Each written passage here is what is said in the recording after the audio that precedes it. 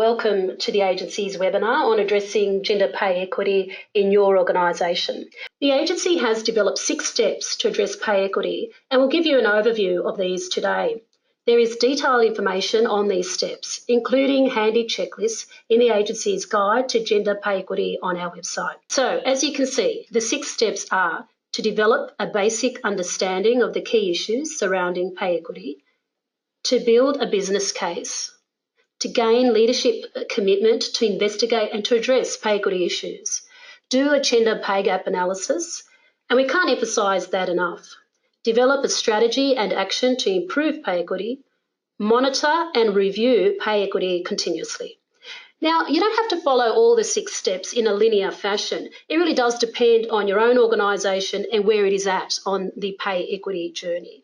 Now we'll go through each of these steps in a bit more detail. Okay, let's start with the business case for pay equity. Building a business case for pay equity aligned to your overall business strategy and to your gender diversity strategy is a critical step. It helps you to gain leadership support, to articulate and quantify the benefits to key stakeholders, including the board, CEO, as well as senior leadership personnel. Some of the benefits of pay equity include increased engagement and productivity, because fair remuneration policies are a key factor to keep employees fairly valued, and therefore employees are more productive. There is a moral and ethical obligation. Pay equity is the right thing to do. Pay equity promotes the attraction and retention of top talent. Pay equity also helps to reduce staff turnover and staff turnover costs, as staff are less likely to feel dissatisfied and less likely to leave the organizations if pay conditions are fair. And lastly, gender diverse businesses are more profitable and more innovative. Numerous national and international research has found that diversity increases innovation and productivity. Please find the business case for gender equality in general on our website for more information on this research. Oh, and let me also line out that pay equity also increases your organization's reputation and the brand, because being a good place to work and an ethical employer also attracts and retains talent. Helen, would you now please outline why it's important to have leadership commitment? Sure. So another critical step is to secure buy-in from your leadership team to investigate and address any pay equity issues in your organisation. So you may already have leadership commitment. Or maybe you're planning to raise the issue with your leadership team. The Guide to Gender Pay Equity gives you examples of some items which you can consider in your preparation. And this includes things like presenting the business case to the leadership team. The second aspect of this is that it's important for leaders to demonstrate their commitment to pay equity. The Leadership Shadow, which is developed by Chief Executive Women and the Male Champions of Change, is a useful model to help leaders assess their actions and behaviours to ensure that they align with pay equity principles. The Leadership Shadow encourages leaders to consider that what I say, how I act, what we prioritise, and how we measure together determine what gets done. There's more detail on this in the Pay Equity Guide on our website. We also just want to point out at this point that one of the criteria in the agency's Employer of Choice for Gender Equality citation requires CEOs or their equivalents to have made a statement in the last 12 months to all workers within the organisation, declaring her or his commitment to gender pay equity. So gaining leadership commitment is critical. The next critical step before taking action to address pay equity in your organisation is to review all your data, conduct a diagnostic, and really understand what is driving gender pay gaps in the organisation. So as a minimum, you need data showing gender, the salary, including base salary as well as remuneration, full-time equivalent employee numbers, and actual working hours.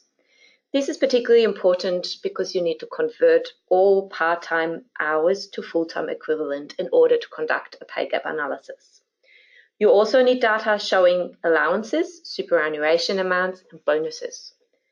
And you need data showing that it specifically outlines the job classification, higher duties, performance ratings. This will help you identify the gaps in more depth. Discovering pay gaps while doing a data analysis does not mean that your organization is discriminatory, but it does mean that your organization needs to identify and analyze the pay gaps. To investigate reasons for the gap, the agency recommends a justifiable and explainable test. So this means that you really should ask yourself whether you can explain the pay differences, for example, through differences in performances or in experience or in educational levels.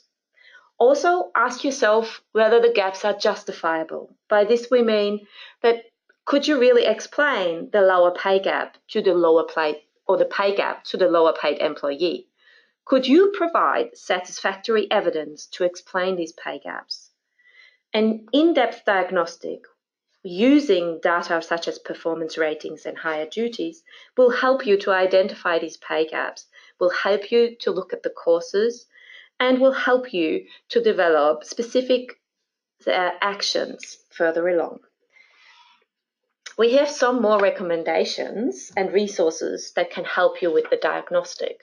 For example, you can find the gender pay gap calculator on our website. You can download the tool and insert your organizational data. The pay gap calculator helps you to calculate your organizational specific like-for-likes and level-by-level gender pay gaps, which we will explain a little bit later. For small organizations, we recommend to just use an Excel spreadsheet that is often enough to identify pay gaps. Helen, what other resources do we have to support employers? Well, each organisation is different, and we recommend that you use a range of data sources when investigating the causes of any gender pay gaps that you may have identified as part of this process. So these data sources could include things like the compliance report that you submit to the agency's competitor analysis benchmark reports, and they're useful, for example, because they show your workforce composition and your women in leadership data, which is relevant to doing your analysis. Other sources to consider include performance distributions by gender and employment status, and also to review your internal documentation, such as job descriptions, remuneration policies, and the like. So they're just a couple of extra sources that we've chosen to discuss at the moment. Okay, now let's look at the gender pay gaps within organizations.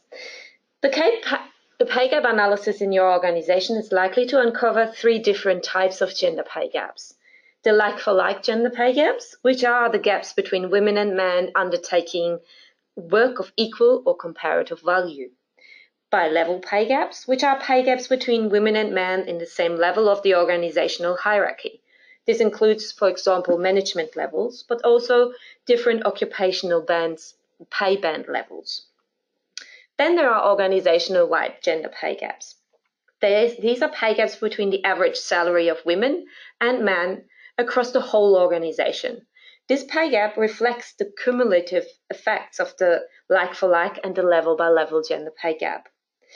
Also, the organizational-wide gender pay gaps are most of all indicative of existing gender imbalances and suggest some barriers of women's access to senior high-paying roles or specialist roles. Looking at like-for-like roles, I'll outline some of the causes we can find now and highlight some of the actions and strategies that might help addressing the causes of these gaps. However, you can find more detailed questions to identify the causes of your specific gender pay gaps in your organization in our Guide to Pay Equity, that's from page 20. And potential actions can be found from page 29 onwards in the guide. So some common causes are, for example, differences in commencement salaries. This means that you need to make sure and investigate whether all employees in like-for-like roles commence on the same starting salary. This includes also looking at graduate salaries. Investigate whether part-time workers have lower annualized base salaries than people in equivalent roles and in equivalent full-time roles. Differences in discretionary pay, including bonuses and allowances. Investigate whether every employee has equal access to bonuses and allowances. Differences in performance ratings and negotiation outcomes. Investigate whether there are particular elements of remuneration that are paid to some groups of employees only. And lastly, inaccurate or outdated job descriptions. Investigate whether all positions have appropriate and up-to-date job descriptions that align with the actual demands of the role. Some possible initiatives that could address these gender pay gaps are setting unnegotiable commencement salaries. For example, these are salaries that are specifically for the job rather than a person, and analyze whether these salaries are based on evidence and free from biases. Include gender pay equity objectives in your remuneration policy. We have a really helpful guide on our website that can help you with this. Ensure equal access for all employees to discretionary pay. Make managers accountable, for example, by including gender equity objectives in their key performance indicators. Reduce and eliminate gender bias from performance and management system, as well as from remuneration decisions. And review performance ratings by gender at all levels on a regular basis. Also, provide access to unconscious bias training for all employees. And lastly, really again, review and update job description because jobs and responsibilities are really changing constantly. We do have more initiatives in the Pay Equity Guide, as I said before, but I thought these are the most important ones. The next type of pay gaps are level-by-level gender pay gaps. They are often an indicator of occupational segregation within the organization, including the lack of women in leadership, as well as the segregation of men into traditionally male roles that tend to be higher paid as well, and women working in traditionally female roles that tend to be lower paid. Some common causes for level gender pay gaps include the cumulative effect of like-for-like gender pay gaps, as well as the impact of long-term leave. For example, women tend to take the bulk of unpaid care work, and also they tend to take long unpaid and paid parental leave. The lack of women, and last cause, the lack of women in senior leadership. And what initiatives do we suggest for tackling these bi-level gender pay gaps? Our initiatives that we recommend are give priority to eliminate like-for-like gaps, and this includes again review and evaluate job roles and differences to clearly identify like-for-like roles. Also, ensure that employees on parental leave are included in performance review cycles.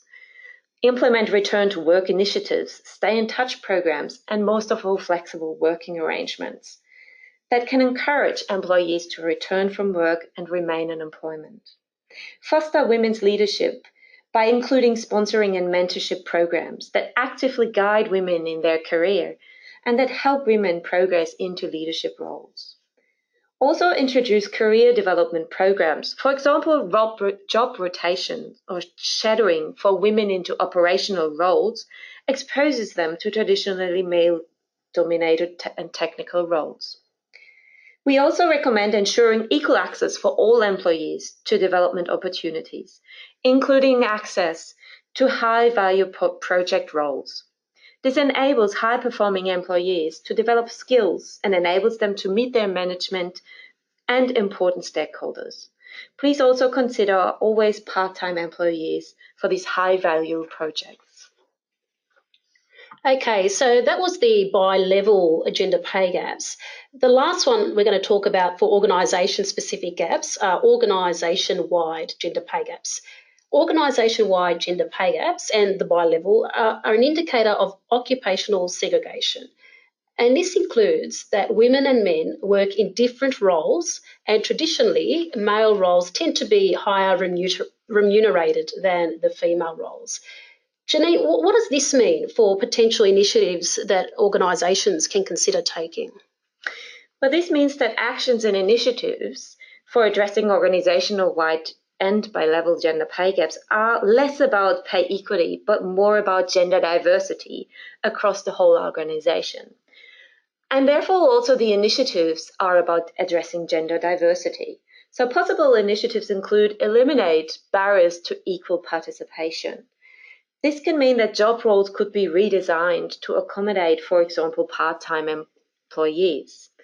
And this would also then allow high talented staff to work in high paid roles. It also includes recruitment and selection processes. This means that you can set challenging but achievable targets to increase recruitment of women into traditionally male roles, but also vice versa. Change job descriptions and job advertisement language to gender sensitive. There are some free online tools that can help you assist in this process. And establish gender balanced selection panels and include some selection tests which tend to be less biased. Go out and actively seek talent, for example, by partnering with some schools or universities. Then training and development. Really invest in the training and development of staff, and also ensure that staff has equal access to training and development. And last but not least, offer flexible working arrangements which are accessible to all employees. Okay, Helen, would you now please outline why we always recommend to take a strategic approach to addressing gender pay equity? Sure. So we recommend taking a strategic approach to gender equality because we believe that only by doing so is it more likely going to lead to sustainable change. And we recommend ensuring that there's strategic alignment with your overarching gender equality strategy. Once you've done your diagnosis and investigated the causes of any gender pay gaps, it's now time to prioritise the issues of your organisation, set clear goals around gender pay equity, and develop tailored actions to achieve your goals. So you're no doubt familiar with the process of strategy development. As you can see there on the slide, what you will need to focus on in this sort of process is to firstly identify where are you now. That involves doing your pay gap analysis and investigating causes and really prioritising what issues you wish to focus on. The second aspect of this is to work out where is it that you want to go, and that involves setting goals, timeframes, and importantly, as we said at the start, securing your leadership commitment. And finally, as you can see there on the slide, it involves determining how will you get there. So once you've set your goals, you need to determine your strategies and your action plans. And it's really important to tailor those strategies and actions to the issues which you've identified for your organisation. So making it a customised and specific strategy and action. You should prioritise the actions you will take. As we've been discussing today, it is recommended that you prioritise addressing any like-for-like gender pay gaps in the first instance. Actions for addressing bi-level and organisation-wide gender pay gaps can be undertaken as part of your broader gender equality strategy. Once you've developed the strategy and action plan, also consider and think about whether you need a specific communications plan and also a change management plan as well.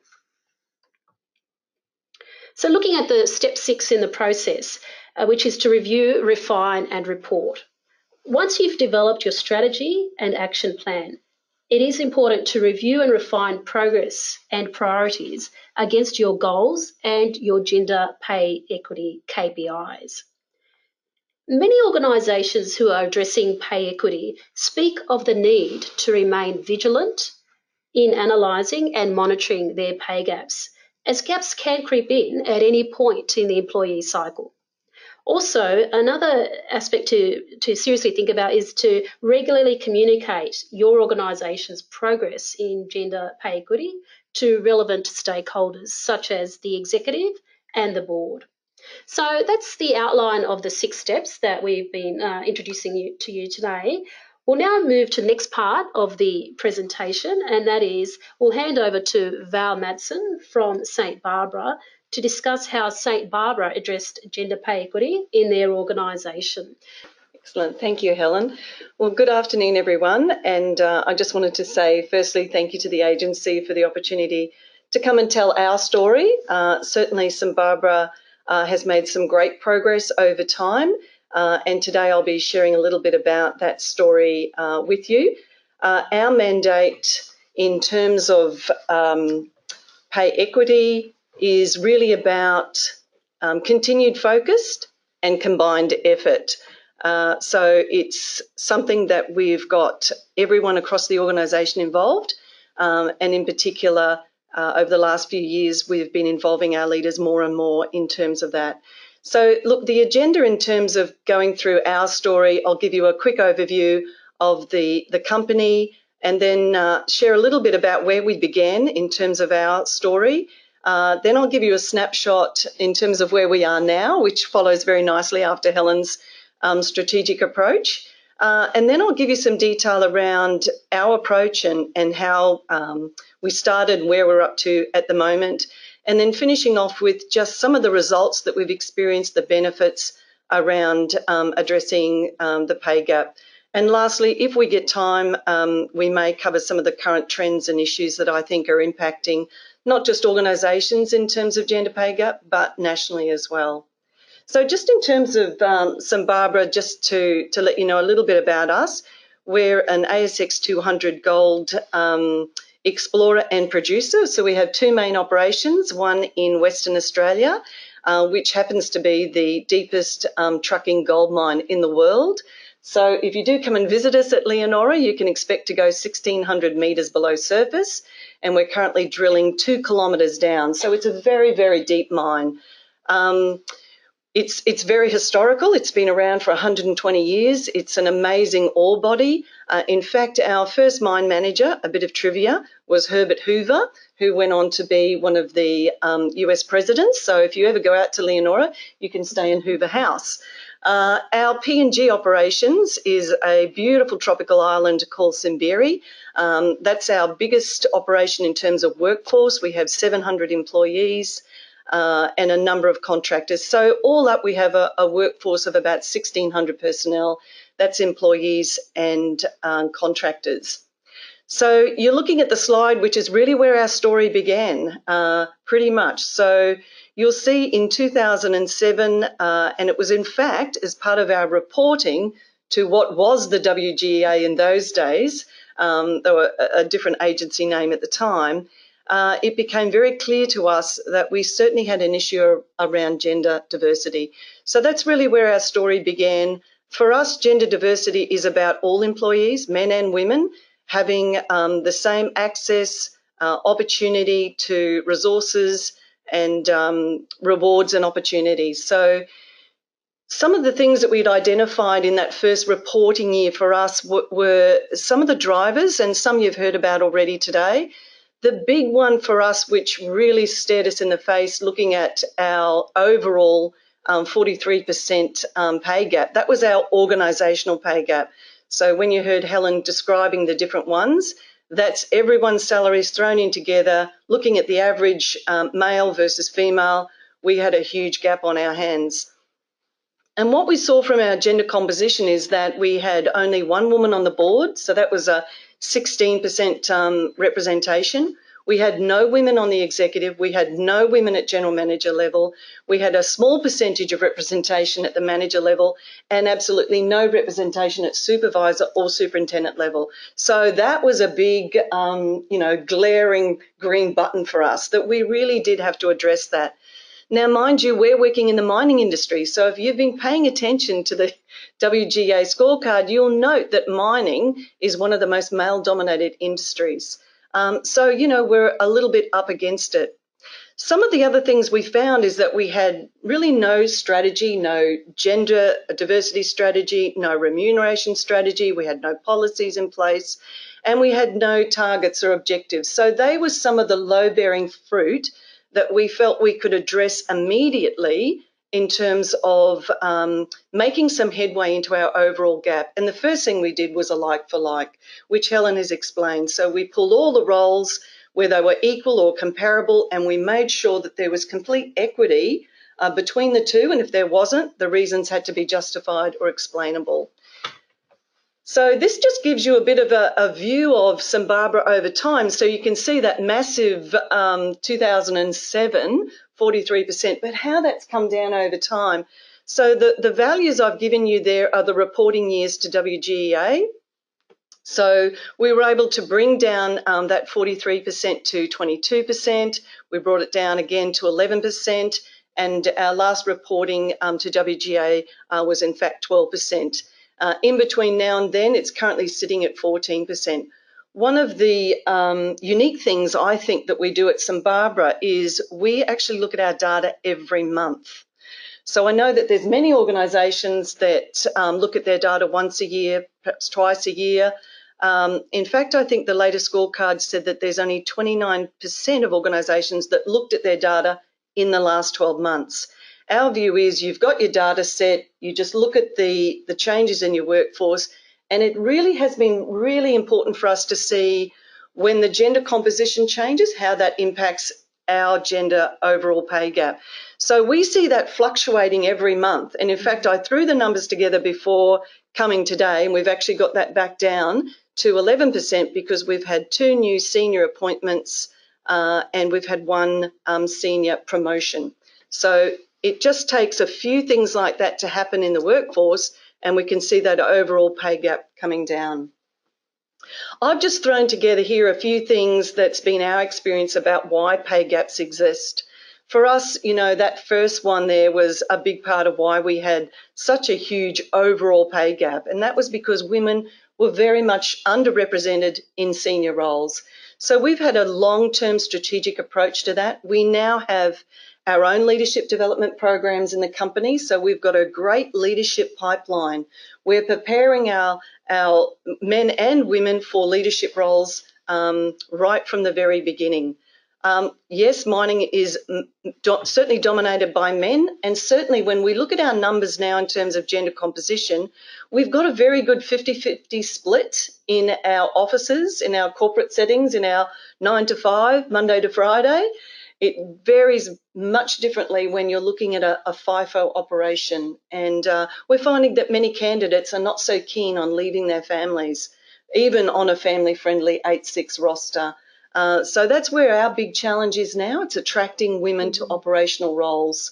Now, bear in mind, those operational roles are generally very professional, technical roles, and they're usually highly remunerated. So the other issue we've got to look at is making sure that we're attracting women to those highly technical roles and that we're changing the bias of seeing women only being able to function in administrative or clerical roles. The other one is the approach and process for how remuneration is set. So in 2010, we began benchmarking. We benchmark ourselves against about 100 other mining organisations in Australia. And now in terms of remuneration for any new starter, we look at the benchmarking data, we look at the internal relativities, we look at what other levels of employees and what they're being paid. And we've also added a new process to our sign-off, and that's for hiring managers to see that with this decision, this is where our gender composition is going to go, and here's where our overall pay gap's going to go. And we've done that as part of the accountabilities. It's combined effort, continuous focus, and it's everyone's role to be a part of that. There's always going to be discrimination, conscious and unconscious. We've had a few initiatives in place for a few years now in terms of addressing that. For women, generally have been the primary caregiver. In 2010, we introduced a parental leave. We introduced 18 weeks fully paid parental leave for men and women, and some very attractive return to work incentives. And I'm really pleased, and I don't know how much longer we can retain it, but we've currently got 100% return to work after parental leave since 2009. So we will keep endeavouring to do that. Certainly we've seen our numbers double in terms of flexible working, and we're hoping that we'll have our very first flexible working arrangement for our operational area, which we're very excited about. The last point there, and it's probably the most important, is that lack of recognition in terms of diversity and the correlation to business success. And I hope that you'll see that when I talk a little bit about where St Barbara is now. So certainly with our focus and commitment to diversity, we're currently sitting as at the end of June in our reporting. So we report our gender objectives in our governance report. We report on the percentage on the board, the number of women throughout the workforce, our overall pay gap, and also the return to work for women taking parental leave. So we're currently sitting at 14%, but as I say, I've pulled the numbers for November and that's dropped right back to 11%. So we have 0% for like. In fact, we do that annually every year. And at our last analysis, it was in fact minus 4%. And those slight variances were quite justified because that person's experience and qualifications were higher than the comparable. We've now been an employer of choice for gender equality for 3 years running. We are so proud of this. And you can see there, you know, it's still the only gold mining company, and our MD loves to put the gauntlet out there and challenge our comparators to certainly get on board. We're very proud of that. We're really looking forward to the next announcement, which will happen in February. But also we've had a number of recognition and awards from within the mining and resources industry, which we're really proud of. This is some of a snapshot of where we are now. Certainly, as I mentioned, we've got 100% of women returning to work, which is fantastic. We make sure when women return that they get the leave returned to them that they would have earned, and all superannuation. And by the way, shout out to Viva Energy, who have now just adopted a full pay superannuation for their women who return to work for 5 years. So that's going to be in my paper to the board in the early new year to see if we can match that. You'll see our reduced turnover. From the time we really started this journey, we had huge turnover, and that's dropped right back down to 9% as at June. Helen mentioned the brand. It's something that comes up every time we have candidates. In Melbourne, our front room, we've got all of our certificates and our employer of choice, and people often remark, wow, it's obvious that this company is about being fair. And that's actually by men and women. People really appreciate that. Our engagement has been getting better over the last 3 years. We've been tracking that. And I'm really pleased with our most recent results where we had 99% of our workforce who agreed that sex-based harassment is not tolerated in this company. That's a great result, and certainly we've seen year-on-year improvement in our engagement results. In terms of performance, our last 2 financial years, the company has seen record results in safety, record results in production, record results in terms of costs, and so, you know, all of this diversity and the correlation to business success makes sense. As the more diverse we get, the more successful we get, and particularly under the leadership of our MD and CEO, Bob Vassie. So in terms of how did we get there? So obviously it was, you know, a bit of a shock to see 43%. So the first thing we did was address the like for like. So we got some runs on the board there. We started then doing annual pay gap analysis, and then as of 2010, we've been doing that every month since. So we look at level by level and our overall organisation. We report that to our executive, and it gets reported to our board twice a year. We've got a remuneration strategy in place. We now have a gender diversity strategy. We have diversity and inclusion policy, flexible working. I've mentioned our parental leave provisions. Disappointingly, in the WGA scorecard, I noted that less than half of the reporting companies have any sort of paid parental leave. And this is one of the big things that holds back women from moving into those senior leadership roles. I went to the latest data set launch, and some of you may have heard this as well, that the biggest group of our society at the moment that are homeless are women between the ages of 55 and 65. And generally that is because, for many of us, I know certainly for my mother, she never got paid superannuation. And so certainly we do need to be considering what we can do in that space. We develop targets. That's a pretty interesting conversation, and gets some lively debate. We toned it down and called them gender diversity objectives, but at the end of the day, they're the same thing. And of course, we've been monitoring, measuring, and reporting our progress, both internally, externally. You can read our progress in our governance reports. The next slide, and I've included this here, and it's pretty busy and I don't expect you to read it all, but I want to show this because this is why I believe objectives achieve results. So you can see that in 2010, looking at the second objective we put in place, we only had 3 at that point, it was to reduce that overall pay equity gap down from 35 to 20%. That was our objective. We thought that was pretty ambitious. We had a bit of pushback too, by the way. And look what happened. Voila, already achieved. November 2011. Whoa. And then look at the next year in 2012, we said, okay, well, let's get it down to 15%. And again, we achieved that in 2013. So then we got really crazy and we toyed with 10%. Anyway, we thought we'd be really ambitious, and we've put our objective now to reduce that down to 8%. And look, I'm really pleased to say we have actually had it there very close twice in 2 months over the last 2 years. But again, once the composition of the workforce changes, it peaks up again. So it fluctuates month by month. But I show that because I think there is a place for setting targets and objectives. That's my personal view, and I think our results certainly support that.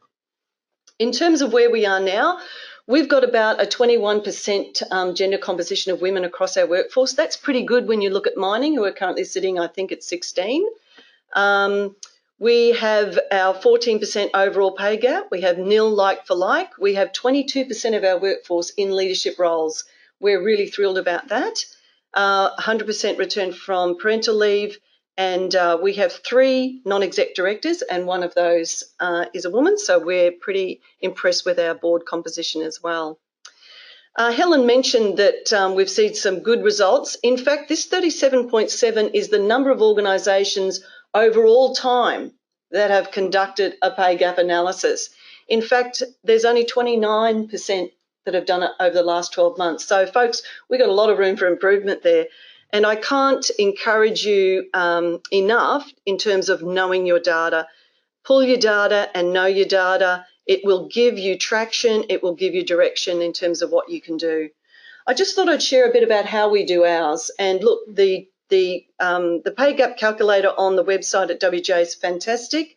We've been using a good old spreadsheet for, many years now, 7 years, and it's still doing us very well. So we've got a front data sheet that divides our employees across categories. So we can look at executives, our general managers, all of our leaders. We look at our trades, our professional roles, and we identify the numbers of men and women, what the average salary is for men and women, so we can see the pay gap for levels. And then we get an overall number of our men and women, so that gives us our gender composition, and then we get our overall pay gap. And it's a pretty simple spreadsheet that is easily updated month on month, and that's why we do it monthly. It's not hard, and it does give us just in time, and it gives us very accurate understanding of where we are at any given time. We have great support. Our MD and CEO is a pay equity champion and was one of the first to get on board with the campaign. If you ever hear Bob Vassie speak, he certainly will comment in terms of diversity, and he's very clear in terms of the correlation to business success. So, and this really just, and mind you, Helen and I didn't swap our slide sets till this morning, so we haven't shared ideas here, but these are the things that I think are critical, and leadership is first and foremost, from the board, from your executive, from your people, from your leaders. Have a strategy in place. It might be a simple action plan, but know your data and then put a plan in place. It's a journey. We've not got there yet. We're still learning. We're still putting things in place. We're still introducing innovative things around flexible work. We're still trying to do more for our minority groups such as women. We've introduced in the last 12 months an internal mentoring group. mentored by our people for our people, and also a women's internal network where all of the women right across the company come together on a simple teleconference where we've got our women from P&G sharing with our women here in Australia just some of the challenges. And we've actually put it back to our women. How do we attract more women to the mining industry? And how do we retain our women? So that's sponsored by our MD and attended by our non-executive director. I'll finish on this. These are some of the things that I think is impacting not just our organisation or our industry or Australia, but I think it's something we all should be concerned about. And that's not just about girls taking STEM subjects, it's about boys as well. But we do know that that's where high-paid roles are in the IT technical space. So encourage your nieces, daughters to take STEM subjects. We're a big supporter of the Get Into Resources campaign in Western Australia, which takes schools into simulated mines to show them that it's a great vocation and for them to get into the industry. There's some of the other challenges that I know are facing my colleagues in other companies, particularly in mining. And with that, I'll finish. Great. Thank you, Helen. Well, the agency, thanks, Janine, the agency does have a suite of resources on our website that can assist you. So please feel free to have a look at those, especially the Guide to Gender Pay Equity, which we've talked quite a bit today, and that's the one that contains the 6 steps and certainly other handy checklists for you. And we also have the pay gap calculator and handy briefing notes for different individuals such as employees, CEOs, directors and managers. So please feel free to have a look at those. And we also wanted to once again thank Val Madsen for presenting today and giving us some practical tips and insights into how St. Barbara went about addressing the gender pay gap. And so you can always call or email us if you have any questions. We've got our contact details set out on the slide, and hopefully now you have a framework for addressing gender pay equity in your organisation.